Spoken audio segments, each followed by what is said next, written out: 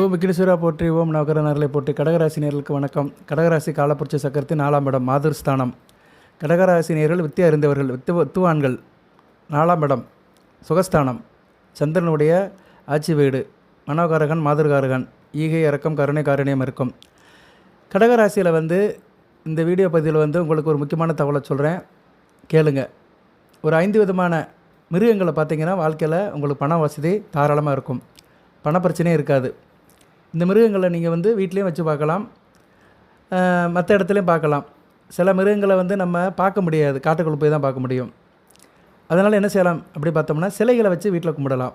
சிலைகளை பூஜை அறையிலையோ இல்லைன்னா சோக்கு சிலை வைக்கலாம்.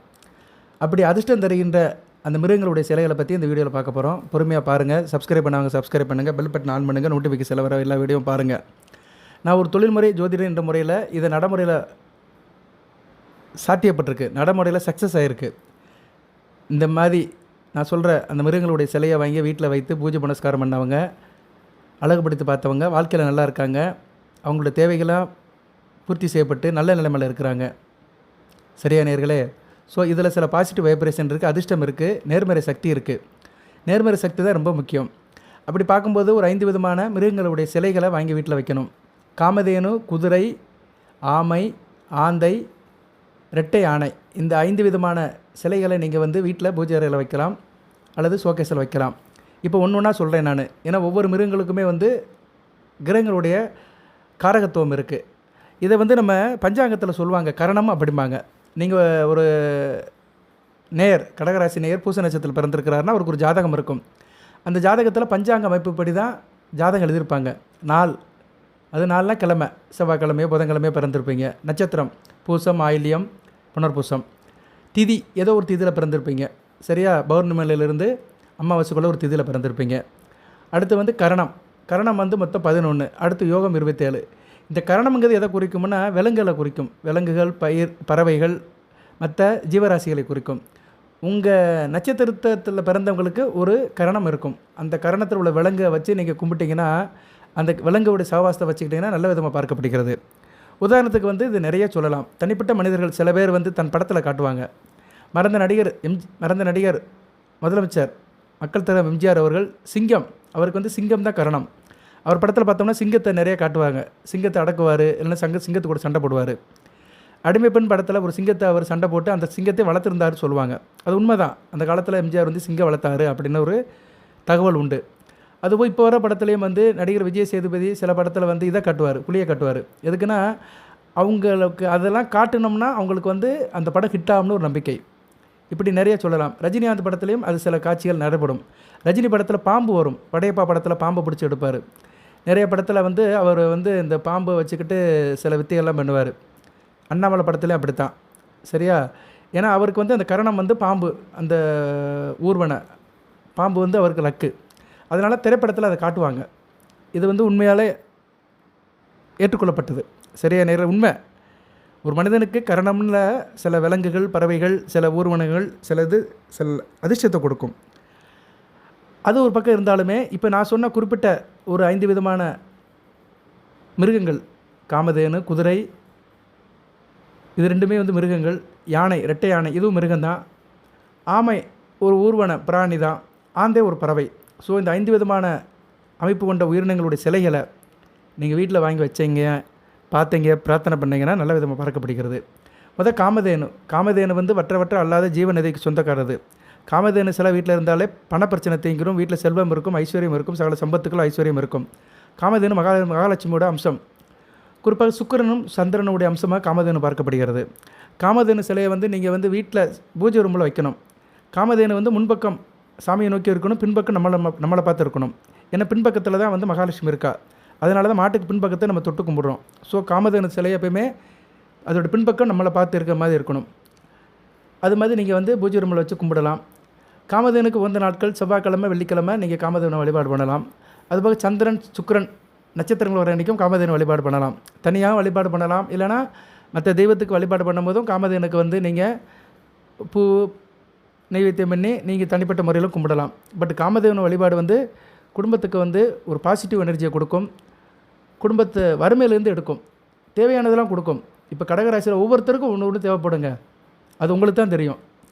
சில பேருக்கு சில விஷயங்கள் தேவைப்படும். சில பேருக்கு பணப்பிரச்சனை, சில பேருக்கு மனப்பிரச்சனை, சில பேருக்கு தேக ஆரோக்கிய பிரச்சனை, சில பேருக்கு வேலை பிரச்சனை, சில பேருக்கு கல்யாணம் நடக்கலைன்னு பிரச்சனை, சில பேர் கல்யாணம் ஆனாலும் நிம்மதியே இல்லைன்னு பிரச்சனை, தாம்பத்திய பிரச்சனை, பிள்ளைகள் பிரச்சனை, பிள்ளை இல்லையேன்னு பிரச்சனை, பிள்ளை பிறந்தாலும் பிள்ளை நம்ம பேச்சு கேட்க மாட்டேங்கன்னு பிரச்சனை, பிள்ளைக்கு வேலை இல்லைன்னு பிரச்சனை, திருமணம் அமைய மாட்டேங்கன்னு பிரச்சனை, ஏகப்பட்ட பிரச்சனைகள், 1000 பிரச்சனைகள் ஒவ்வொருத்தருக்கும் இருக்குது. அந்த பிரச்சனைகள் எல்லாத்துக்குமே தீர்வு கொடுக்கறது காமதேனு தான். ஏன்னா சுக்கிரன் சந்திரன், சுக்கிரன் ஆடம்பர வாழ்க்கைக்கு சொந்தக்காரன், சொகுசு வாழ்க்கைக்கு சொந்தக்காரன், தனி ஒரு மனிதனுக்கு சுகத்தை கொடுக்குறவர் சுக்கிரன். சந்திரன் நல்ல மனதை கொடுக்குறவர், மனதை கொடுத்தாலும் நல்ல உடல்வாக கொடுக்குறவர். ஒரு மனிதனுக்கு உடலும் மனதும் நல்லா இருந்துச்சுன்னா எந்த விஷயத்தையும் ஃபேஸ் பண்ணுவான். சரியா? ஏன்னா ஒரு மனிதனுக்கு எந்த ஒரு காரியத்தையும் செய்கிறதுக்கு மனம் கரெக்டாக இருக்கணும். அதுக்கடுத்து மனம் சொல்கிறத கேட்குறதுக்கு உடல் தகுதியாக சரியாக இருக்கணும். அதை கொடுக்குறவர் சந்திரன் தான், உங்கள் ராசிநாதன் தான். அதனால் காமதேனு சிலையை வழிபாடு பண்ணிங்கன்னா சந்திரனுடைய அனுக்கிரமும் சுக்கிரனுடைய அனுக்கிரம் கிடைக்கும். திருமண அமைப்புகள் நல்லபடியாக முடியும். சொந்த பந்தத்தில் நல்ல ஒரு ஏற்றம் இருக்கும். வீடு மனை நல்லபடியாக அமையும். வீட்டில் உள்ள பிரச்சனைகள்லாம் தீர்ந்து போயிடும். இடம் வாங்கி போட்டு வீடு கட்டல நினைக்கிறவங்களே சீக்கிரம் வீடு கட்டிடுவீங்க. அதுபோக ஹோட்டல் வச்சுக்கிறவங்க, சிற்றுண்டி வச்சுக்கிறவங்களும் நல்ல விதமாக பார்க்கப்படுகிறது. போர்டிங் அண்ட் லாட்ஜிங் வச்சுக்கிறவங்க, கடை வச்சுருக்கிறவங்க, காய்கறி கடை வச்சுருக்கிறவங்க, பியூட்டி பார்லர் வச்சுக்கிறவங்க, ஐஸ் பார்லர் வச்சுக்கிறவங்க, மீன் விற்பனையாளர்கள், மீன் உற்பத்தியாளர்கள், மீன்பிடி மீனவர்கள், இப்படி நிறைய சொல்லிட்டு போகலாம். இவங்களுக்கெல்லாம் நல்ல சாதகமான பலன்களை கொடுப்பாரு, காமதேனு கொடுக்கும். சரியா? இதுபோக மற்றவருடைய அனுக்கிரத்தையும் கொடுக்கும். காமதேனுங்கிறது வந்து இந்திரலோகத்தில் உள்ள ஒரு மிருகம், இறைவனால் ஆசிரியப்பட்ட முடியும். எல்லாத்துக்கும் தேவர்களுக்கு, தேவலோகத்தில் உள்ள தேவர்களுக்கு அறுசுவை உணவை கொடுக்குறது காமதேனு தான். அந்த காமதேனுக்காக ஒரு சண்டையே நடந்திருக்கு விஸ்வாமிஸ்தருக்கும் வசிஷ்டருக்கும். ஏன்னா வசிஷ்டர்கிட்ட தான் அந்த காமதேனு இருந்திருக்கு புராணத்தில். விஸ்வாமிஸ்திரர் அதை பெறதுன்னு சொல்லி தான் கௌசிக மன்னன் என்ற மன்னன் தவம் இருந்து அந்த காமதேனை பெறதுக்காக பாடுபட்டார். ஸோ புராணத்தில் இதெல்லாம் நிறைய இருக்குது. காமதேனுக்கு ஒரு முக்கியத்துவம் இருக்குது. ஸோ காமதேனு சிலையை நீங்கள் வீட்டில் வச்சு வணங்கினீங்கன்னா நல்ல விதமாக பார்க்கப்படுகிறது. சந்திரனுடைய நட்சத்திரம் ரோகிணி, அஸ்தம், திருவோண நட்சத்திரத்தன்னைக்கு வழிபாடு பண்ணலாம். சுக்கரனுடைய நட்சத்திரம் பரணி, பூரம், புராண நட்சத்திரத்தன்னைக்கு வழிபடலாம். அல்லது செவ்வாய் வெள்ளி வழிபாடு பண்ணுறது மிக சிறப்பை தரும். அடுத்து வந்து குதிரை. குதிரைனா குதிரை சிலை, 7 குதிரைகள் வருகின்ற ஃபோட்டோ, அதுதான் ரொம்ப முக்கியம். ஒரு குதிரை சிலை வைக்கக்கூடாது. 7 குதிரைகள் ஓடி வருகிற ஃபோட்டோவை வாங்கி வீட்டில் வச்சு கும்பிடலாம்.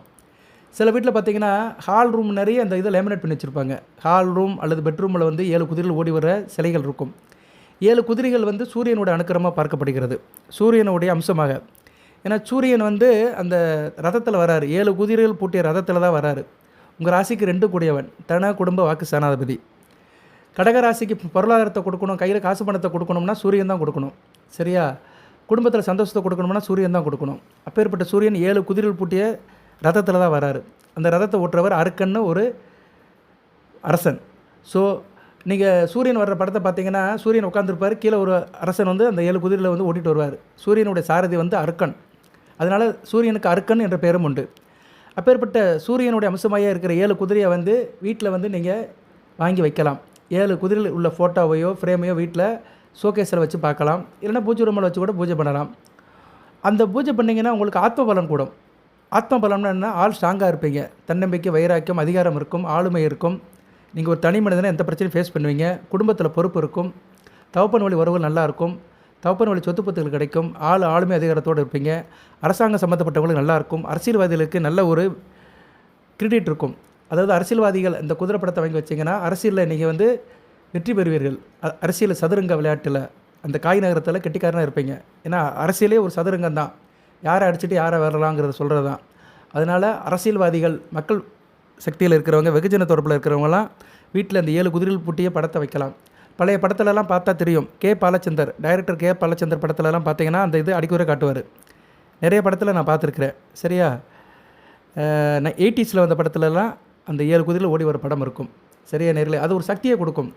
அது பெட்ரூமில் வச்சுன்னு வச்சுக்கோங்களேன், கணவன் மணி உறவு நல்லாயிருக்கும், தாம்பத்தியம் நல்லாயிருக்கும், நல்ல ஆளுமை அதிகாரத்தோடு நீங்கள் தாம்பத்தியத்தை செய்வீங்க. ஒரு சக்தியை கொடுப்பாரு. ஆண் வாரிசு கிடைக்கிறக்கணும்னா பெட்ரூமில் வந்து 7 குதிரையில் ஓடி வர படத்தை வச்சிங்கன்னா கண்டிப்பாக ஆண் வாரிசு கிடைக்கும். அந்த வைப்ரேஷன் அதை நீங்கள் பார்த்துக்கிட்டே இருந்தீங்கன்னா கண்டிப்பாக அந்த ஆண் வாரிசு கிடைக்கும். அதனால் இந்த வீடியோ கேட்குற நேயர்கள் ஆண் வாரிசு வேணும்னா பெட்ரூமில் வந்து அந்த 7 குதிரைகள் ஓடி வர படத்தை வைங்க. நல்ல விதமாக பார்க்கப்படுகிறது. சூரியனோட அனுக்கிரம் இருக்கும். அதுபோக தொழில் முனைவோர்களுக்கு தொழில் பண்ணுற இடத்துலையும் வியாபாரம் பண்ணுற இடத்துலையும் இந்த ஃபோட்டோவை வச்சிங்கன்னா நல்ல லாபம் இருக்கும். தொழிலில் போட்டி பொறாமலாம் இருக்காது. நல்லா சைன் பண்ணுவீங்க.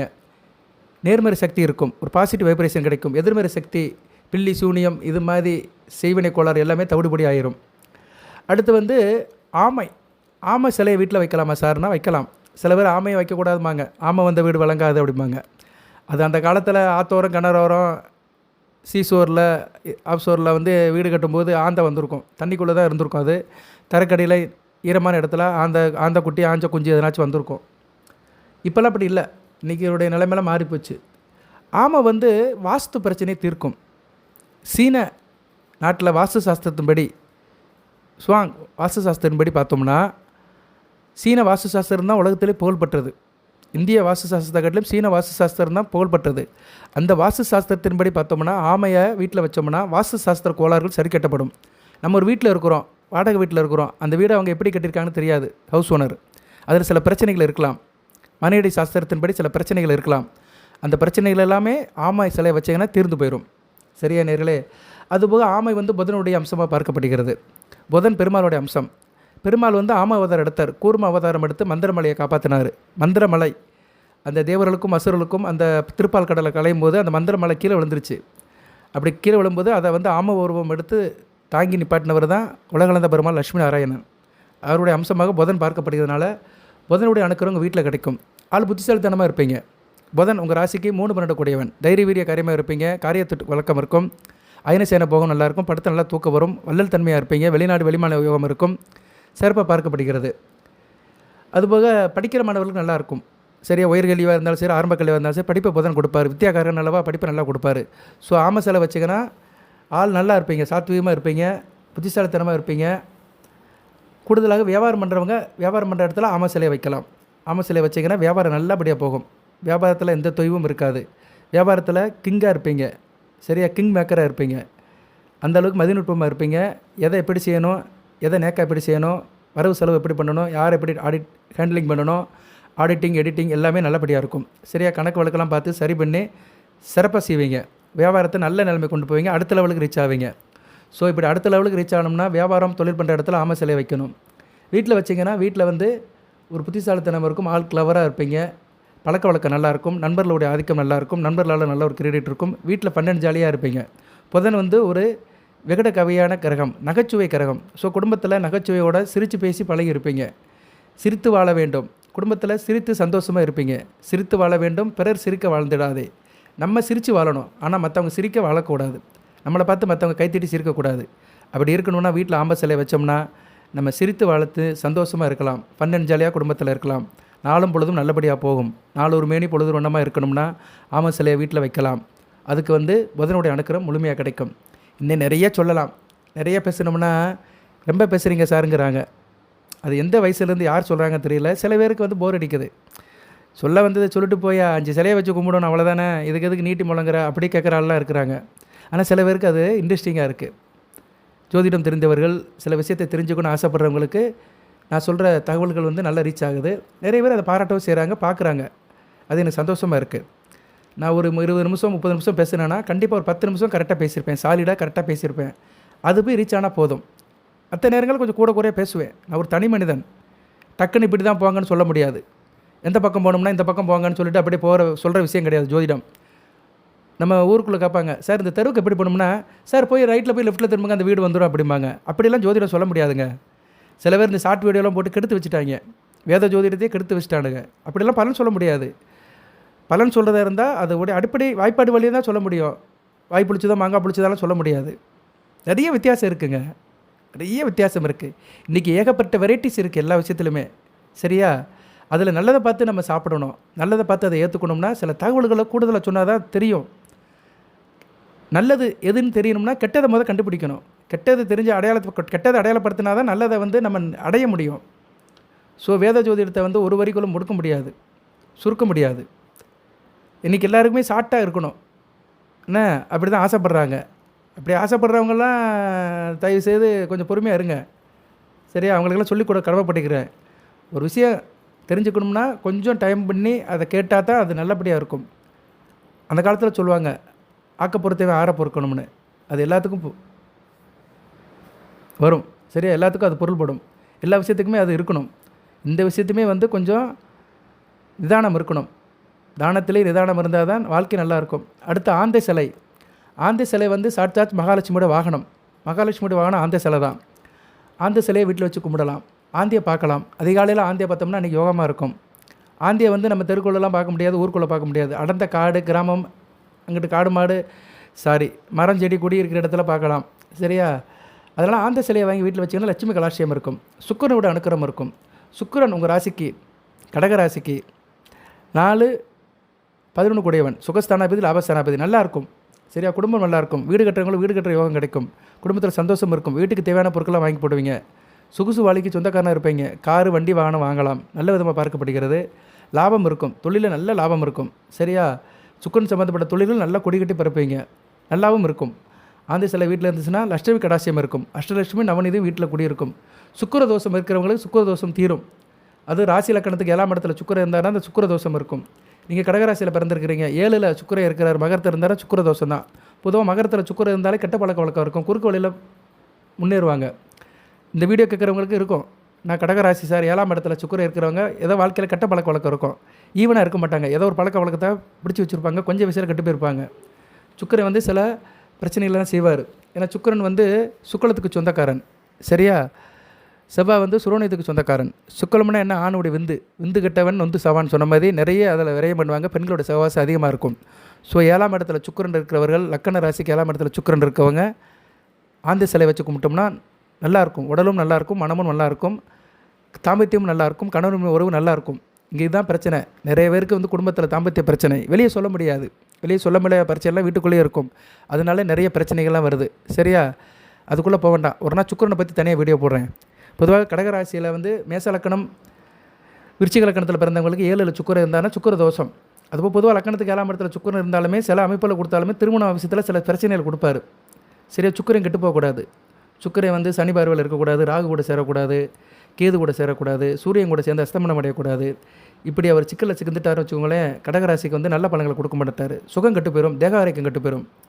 மேற்படிப்பு நல்லா படிக்க முடியாது. படித்தாலும் அந்த வித்தைகள் வந்து டயத்துக்கு உதவாது. நல்லா படிச்சிருப்பான், விஷயம் இருக்காது. என்னையா படிச்சிருக்கேன்னா, நான் எம்டெக் இன்ஜினியருமா ஒரு சின்ன டிராயிங் போட தெரியாது. பெர்சன்ஸ் ஆஃப் நாலேஜ் இருக்காது. சரியா? ஏதோ பசுத்தை படித்து ஏதோ படித்து அரையங்குரமாக படித்து அரியஸை பாஸ் பண்ணிவிட்டு வந்திருப்பாங்க. ஆனால் சுக்கிரன் வீக்காக இருப்பார். 4 கூடியவன் அல்லவா? இப்படி நிறைய சொல்லிட்டு போகலாம். பேச பேச வந்துக்கிட்டே இருக்கும். ஆனால் கேட்கறதுக்கு நீங்கள் தயாராக இருக்கணும். ஆனால் நீங்கள் கேட்க மாட்டீங்க. ஏன்னா உங்களுக்கு டைம் இல்லை. ஒரே நேரத்தில் 10 சேனலை பார்க்குறாங்க. அப்படியே தள்ளிகிட்டே இருக்காங்க. யார் என்ன சொல்கிறாங்க அதெல்லாம் கேட்குறது கிடையாது. இவனுக்கு வேலை இல்லையா, ஏதோ சொல்லிட்டு இருக்கிறான், கடகராசி வீடியோ போடுறான், இதைவையா கேட்பான். எனக்கு பணம் வரணும், எனக்கு நல்ல வேலை கிடைக்கணும், மாதம் 2 லட்சம் சம்பாதிக்கணும். சரியா? சென்னையில் மவுண்ட் ரோட்டில் ஜாலியாக இருக்கணும், சத்யம் தேட்டரில் படம் பார்க்க போகணும், ஜாலியாக இருக்கணும், என் ஃப்ரெண்டை கூட்டிகிட்டு போகணும். இப்படி தான் அபிலாஷைகள் இருக்குது. இருக்கட்டும், நான் வேண்டாம் சொல்லலை. ஆனால் அதுக்கு அமைப்பு இருக்கணும்ல. சட்டியில் இருந்தால் தான் அகப்பைக்கு வரும். சட்டியே இங்கே ஓட்டையாக இருக்குது, சர்வ சட்டியாக இருந்துச்சுன்னா ஒன்றும் தெரியாது. இதெல்லாம் இருக்குது, உண்மை. அதனால் என்ன சொல்ல வரேன்னா, கேளுங்க. கேட்குற அந்த கலாச்சாரத்தை வளர்த்துக்கோங்க. நல்லதை பார், நல்லதை கேள், நல்லதை செய். நல்லதை செய்யணும்னா நல்லதை கேட்கணும், நல்லதை பார்க்கணும், அதுக்கடுத்து நல்லதை பேசணும். இது 3 இருந்தால் தான் நல்லதை செய்ய முடியும். இதெல்லாம் அனுபவப்பட்டவங்க சொல்கிற வார்த்தைகள். இதெல்லாம் வீட்டில் இருக்க பெரியவங்களுக்கு தெரியும். ஒரு 50 வயது தாண்டவர்கள் இதெல்லாம் அனுபவிச்சிருப்பாங்க. அவங்க ஓரளவு பொறுமையாக கேட்பாங்க. என் வீடியோ இப்போ கேட்குறவங்களே அதிகமாக கேட்குறவங்களே 40 வயசுக்கு மேலே இருக்கிறவங்க கேட்குறாங்க. 40லேருந்து 70 வயசுக்கு உட்பட்டவர்கள் தான் கேட்குறாங்க. அது எனக்கு தெரியும். என்ன வீடியோ யூடியூப்பில் அந்த சர்வே போடுவானுங்க. கொஞ்சம் வயசு இருக்கிறவங்க கேட்க மாட்டாங்க. இவன் என்னடா உபதேசம் பண்ணிட்டு இருக்கிறேன், நம்ம படத்துக்கு போவோம், சிவகார்த்தியம் படம் வருது, மெதராசி வருது, அதை எப்படி இருக்குன்னு பார்ப்போம். சரியா? அதுக்கு கமெண்ட்ஸில் இருப்பாங்க ரெடியாக. நீங்கள் படமெல்லாம் பாருங்கள், வேண்டாம் சொல்லலை, இதையும் பாருங்கள். ஏன்னா இந்த ஜோதிட படம் வந்து வாழ்நாள் முழுக்க இருக்கும். மற்ற படமெல்லாம் அந்த வயசில் பார்த்துட்டு போயிடுவோம். நானும் என் காலத்தில் படையப்பா படம், வீரா, என்னது ரஜினிகாந்த் படம்லாம் நிறைய பார்த்தேன். உழைப்பாளி, வீரா, பாச்சா, சரியா, முத்து, சொத்து எல்லாத்தையும் பார்த்தேன். இப்போ உட்காந்துட்டேன், ஜோசியரகாரன் உட்காந்துட்டேன்.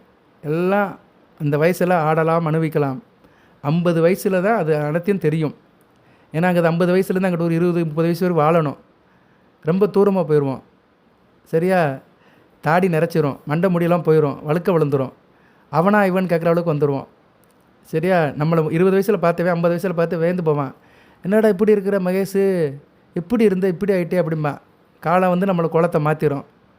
ஆனால் ஜாதகம் மாறாது, ஜோதிடம் மாறாது. ஜோதிடம் இன்றைக்கும் சாஸ்வதமாக இருக்கும். 50 வயசில் தான் அவனுக்கு தெரியும் வாழ்க்கைன்னா என்ன, இவங்க சொல்கிறதுல ஏதோ விஷயம் இருக்குதுன்னு தெரியும். இன்றைக்கி இந்த வீடியோ கேட்குற 20 வயசு பையனுக்கு தெரியாது. 2055 தெரியும் அவனுக்கு. சரியா? உணர்வான். அப்போ நான் இருக்கேனோ இல்லையோ அது கடவுளுக்கு தான் தெரியும். ஆனால் அந்த பையனுக்கு வந்து உணர்வான். ரைட்டு. உணர்வது ரொம்ப முக்கியம். ஆந்தை சிலையை வச்சிங்கன்னா கடவுளுடைய மகாலட்சுமியோட அனுக்கிரகம் கிடைக்கும், சுக்கிரதோஷம் தீரும், கலஸ்தரம் நல்லாயிருக்கும், புத்திர பாக்கியம் கிடைக்கும், சுக்கிலம் நல்லபடி வேலை செய்யும், சிறப்பாக பார்க்கப்படுகிறது. அடுத்து ரெட்டை யானை சிலை. ரெட்டை யானை சிலையை வந்து வைக்கிறது மிகச்சிறப்பு. வழிபாடு பண்ணலாம். யானை வந்து ரொம்ப ஒரு ஆச்சாரமானது. யானை வந்து யானை முகம்தான் பிள்ளையாருக்கு. வேலை முகத்தோனே வினை தீர்ப்பவனே. விக்னேஸ்வரனுக்கு வந்து முகம் கொடுத்தவரே யானை தான். கருவேல முகத்தோன். அந்த ரெட்டை யானை சிலையை வீட்டில் வச்சிங்கன்னா குருவுடைய அனுக்கிரகம் கிடைக்கும். தனம் புத்திரம், கையில் காசு பணம் இருக்கும், பொருளாதாரம் இருக்கும், கடன் பிரச்சனை தீரும், பிள்ளைகளால் பெருமை இருக்கும், பிள்ளைகளோட படிப்பு வேலை உத்தியோகம் நல்லபடியாக இருக்கும், புத்திர பாக்கியம் கொடுக்கும். ஸோ குரு தோஷம் இருக்கிறவங்க, ஜனஜாதத்தில் குரு கெட்டவங்களுக்கு இது நல்லா இருக்கும். கடகராசி குரு 6-9 குணவன் வருவார். ரணருண ரோகஸ்தானாபதியும் பாக்கியஸ்தானாபதியும் வருவார். ஸோ குரு கெட்டு போனவர்கள், குரு வக்கரமானவர்கள், ஜனனஜாதத்தில் குரு ராகுட சேர்ந்தவர்கள், சூரியன் கூட சேர்ந்த அஸ்தமானவர்கள்லாம் இதை வைக்கலாம். அதுபோல் குரு தசாபுத்திலையும் இதை வைக்கலாம். நான் சொன்ன அந்த கிரகங்களோட தசாபுத்திலையும் நீங்கள் வைக்கலாம். சரியா? உங்களுக்கு இப்போதைக்கு சுக்கிரதசை நடந்துட்டு நினைக்கிறேன். சுக்கிரதசை சந்திரதசைலாம் நடக்கும். அவங்களாம் கண்டிப்பாக காமதேனு சிலையை வழிபாடு பண்ணணும். ஏன்னா கடகராசியில் சுக்கிரதசை சந்திரதசை கண்டிப்பாக நடக்கும். ஒரு வயதான காலத்தில் நடக்கும், மத்திய வயதில் தாண்டி நடக்கும். வயசானவங்களும் சந்திரதசை நடக்கும். மிடில் ஆஃப் த ஏஜில் வந்து சுக்கிரதசை கிராஸ் ஆகும். ஸோ அவங்களாம் கண்டிப்பாக காமதேனு சிலையை வழிபாடு பண்ணணும். இப்போ வந்து இந்த குருதசை வந்து மேக்ஸிமம் வராது உங்களுக்கு. புனர்பூசத்துக்கு கொஞ்சம் வயசுலேயே போயிடும். பூச நட்சத்திரத்துக்கு வரப்போகிறது கிடையாது. ஆயிலி நட்சத்திரத்துக்கு கடைசியில் வரும். சரியா? கொஞ்சம் வயசான காலத்தில் வரும். ஸோ குரு தசை வருதுலையோ குரு புத்தியில் வந்து பிரச்சனை ஆகும். அப்படி பிரச்சனை இருக்கிறவங்க ரெட்டை யானை சிலையை வாங்கி வைக்கலாம். பொதுவாக ரெட்டை யானை சிலை வீட்டில் இருக்கிறதுனால காசு பணம் இருக்கும், ஆன்மீக பற்று இருக்கும், ஆள் ஒரு பெரிய மனுஷத்தனமாக இருப்பீங்க, மற்றவங்களுக்கு மாடலாக இருப்பீங்க, பிள்ளைகள் விஷயத்தில் ஏற்றம் இருக்கும், புத்திர பாக்கியம் கிடைக்கும். இதெல்லாம் ஹாலில் வைக்கலாம், பூஜை ரூமில் வைக்கலாம். சரியா? குதிரை சிலையை மட்டும் ஹாலில் வைக்கலாம் அல்லது பெட்ரூமில் வைக்கலாம். குதிரை சிலை மட்டும்தான் பெட்ரூமில் வைக்கிறதுக்கு ஒரு ஆப்பர்ச்சுனிட்டி கொடுக்கப்படுது. குதிரை சிலை பெட்ரூமில் வைக்கலாம். மற்ற சிலையெல்லாம் வந்து பூஜை ரூமில் வைக்கலாம் அல்லது ஷோகேஸில் வைக்கலாம். ஷோகேஸில் ஹாலில் வைக்கலாம். சரியா? அதில் வந்து இந்த இது இருக்குது பார்த்தீங்களா, ஏதோ இந்த நான் சொல்ல வந்தேன், அதை அப்படி விட்டுட்டேன். ஆம சிலை. ஆம சிலையை வந்து வீட்டில் வடகிழக்கு பக்கத்தில் வைக்கணும். வடகிழக்கு ஈசான மூலையில் வச்சிங்கன்னா கூடுதல் சிறப்பாக பார்க்கப்படுகிறது ஆம சிலையை. மற்றபடி ஆந்த சிலையை ஷோகேஸில் வைக்கலாம், பூஜை ரூமில் வைக்கலாம். ரைட் நேர்களே, இப்போ வந்து 5 விதமான மிருகங்களோட சிலையை நீங்கள் பார்த்தீங்கன்னா வாழ்க்கை நல்லாயிருக்கும், பணப்பழக்கம் இருக்கும், பணப்பிரச்சனை இருக்காது, பற்றாக்குறை இருக்காது. காமதேனு 7 குதிரைகள் பூட்டிய குதிரை படம், ஆமை சிலை, ஆந்தை சிலை, அடுத்து ரெட்டை யானை சிலை, 2 யானைகள் சேர்ந்த சிலை இது கிடைக்கும். இதுக்கெல்லாம் நிறைய செலவாகாது. ஒரு 200ரூவாக்குள்ளே இதெல்லாம் வாங்கிடலாம். காதி கிராஃப்ட் போனீங்கன்னா எல்லாம் கிடைக்கும். சரியா? காதி கிராஃப்ட்டில் கலைப்பொருட்களில் இந்த ஃபோட்டோ கிடைக்கும், சிலைகள்லாம் கிடைக்கும். ஒரு 200ரூவாக்குள்ளே வாங்கி வீட்டில் வச்சிங்கன்னா மிகச்சிறப்பாக பார்க்கப்படுகிறது. சின்ன சின்ன விஷயத்தில் தான் பெரிய பெரிய வெற்றிகள் இருக்குது. அதுபோக வீட்டுக்குள்ளே வந்து சில பேர் வீட்டில் ஆமை தேரை வந்துச்சுன்னா நல்லதுதான், விரட்டி விட்ருவாங்க. ஆனால் அப்படி வருதுன்னா பணம் வருதுன்னா அதிர்ஷ்டமாக பார்க்கப்படுகிறது. ரைட் நேரில் இப்போ வந்து உங்களுக்கு வந்து இதெல்லாம் செஞ்சு சொல்லியிருக்கிறேன். கூடுதலாக ஒரு விஷயத்தை சொல்லிட்டு வீடியோ நிறைவு பண்ணுறேன். சார் என்ன தான் செய்கிறேன் சார், ஆனால் எனக்கு பிரச்சனையாக இருக்குது சார் அப்படின்னா அது கர்ம வினை. கர்ம வினையை நம்ம கழிக்க முடியாது. கர்ம வினையை நம்ம கழிச்சு தான் ஆகணும். அதை வந்து விட்டுற முடியாது, வேண்டான்னு தூக்கி போட்ட முடியாது. கர்மத்தை கழிச்சு தான் ஆகணும். 1000 தான் கோயில் பூசாரியாக இருந்தாலுமே, அவர் கோயிலுக்கு வந்து அபிஷேகம் பண்ணாலும் சரி, ஆராதனை பண்ணாலும் சரி, அவர் குடும்பத்தில் போய் பொண்டாட்டி கூட சேர்ந்தால் தான் பிள்ளை பார்த்துக்க முடியும். அது அவரோட கர்மம். கோயிலில் சாமியை கும்பிடுறது வேறு கர்மம், வீட்டில் குடும்பம் நடத்துறது வேறு கர்மம். அதை இதை நினச்சிட்டு இருந்தால் வச்சுக்கோங்களேன், மனப்பிரச்சனை வந்துடும். ரெண்டுலேயும் ஒன்றா செய்ய முடியாது. ஸோ மனங்கிறது முக்கியமானது. அதைத்தான் மனோகாரகன் சந்திரன் வலிமை பெற வேண்டும். உங்கள் ராசிநாதன் சந்திரன் வலிமைப்பட்டால் தான் எந்த காரியத்திலும் ஒழுங்காக செய்ய முடியும். கோயிலில் பூசாரி வீட்டு நினப்பில் இருந்தாருன்னா ஒழுங்காக சாமியை கும்பிட முடியாது, சாமிக்கு அபிஷேகம் பண்ண முடியாது, சாமியை ஆராதனை பண்ண முடியாது, மந்திரம் சொல்ல முடியாது. அவர் வீட்டில் மனைவியோட சேர்ந்து இருக்கும்போது கோயிலை பற்றி நினச்சாலும் அங்கே ஒழுங்காக இருக்க முடியாது. எதுக்கு சொல்ல வரேன்னா இது தான் கர்மங்கிறான். அவன் கர்மம் அப்படி. இது ஒரு உதாரணத்துக்கு சொல்கிறேன், டக்குன்னு உங்களுக்கு புரியும்.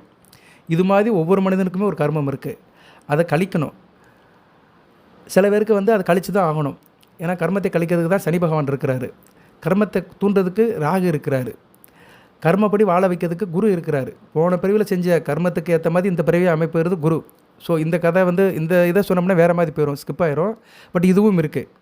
இது ரொம்ப முக்கியமான சப்ஜெக்ட். ஒரு நாள் கடகராசிக்கு தனியாக போடுறேன். முன்ஜென்ம விட்டகுறை தொட்டகுறை, இந்த பிறவியில் நீங்கள் ஏன் கடகராசியில் பிறக்கிறீங்க அதெல்லாம் சொல்கிறேன், கேளுங்க. சரியா? கமெண்ட் பாக்ஸில் கேளுங்க, எதாக இருந்தாலும் கேளுங்க, பதில் சொல்கிறேன் நான். சரியா? எதுக்கு சொல்ல வரேன்னா கர்மத்தை கழிச்சாதான், நம்ம கர்மத்தை கழிச்சு தான் ஆகணும். எவ்வளோ தான் சாமி கும்பிட்டாலும் சரி, பூஜை புனஸ்காரம் என்ன செஞ்சாலுமே சிலதை கழிச்சு தான் ஆகணும். அவங்களுக்கு என்னென்னா ஒரு 9 மிளகு எடுத்துக்கோங்க. 5 மிளகு வந்து பஞ்சாங்கத்துக்கு, நாள், நட்சத்திரம், திதி, யோகம், கரணம், இதுக்கு 5க்கும் 5 மிளகு. 9 நவக்கரங்களுக்கு 9 மிளகு.